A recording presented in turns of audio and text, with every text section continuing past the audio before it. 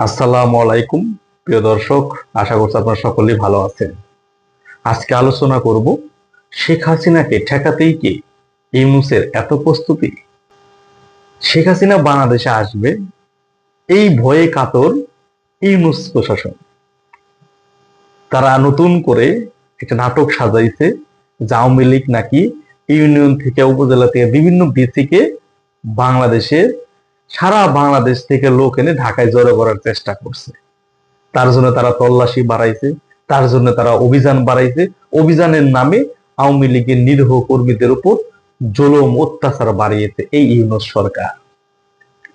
তার মানে কি সত্যি তাহলে শেখ হাসিনা বাংলাদেশে ফিরছে? হ্যাঁ, অবশ্যই ফিরবে, অতি শীঘ্রই ফিরবে। আর যে কারণেই ইউনূসের মাথা ঠিক নাই, সে কখন কি বলে কোনো কিছু ঠিক নাই। আপনারা যদি একটু লক্ষ্য করে দেখুন, গতকালকে পুলিশের পক্ষ থেকে একটা বিবৃতি দিয়েছে। সেখানে কি বলা হয়েছে, এইভাবে লোকজন আসবে, ভুয়া গোয়েন্দা রিপোর্ট বানিয়ে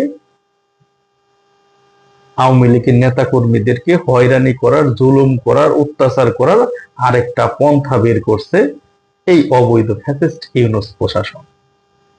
এদের ভিতরে কি কত ভয়, বাংলাদেশে বিনিয়োগ নেই, সে নাকি এই করবে সেই করবে।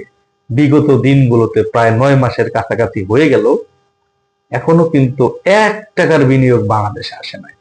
নতুন করে গতকালকে নাটক করলো বিনিয়োগ, বিদেশ থেকে নাকি শুনলাম ইলন মাস্ক আসবে, শুনলাম বিশ্বের তাবুর তাবুর বিজনেসম্যান বাংলাদেশে আসছে।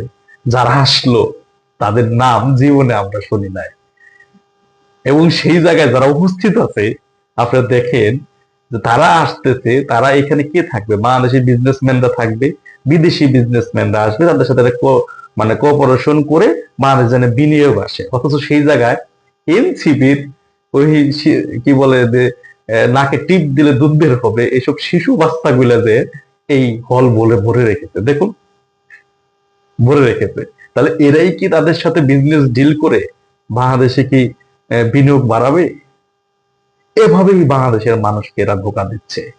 এভাবেই তারা নানান সময় নানাভাবে বাংলাদেশের মধ্যে প্রোপাগান্ডা ছড়াচ্ছে।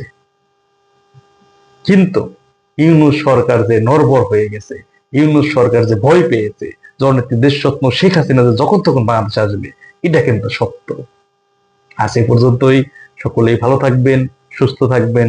আসসালামু আলাইকুম।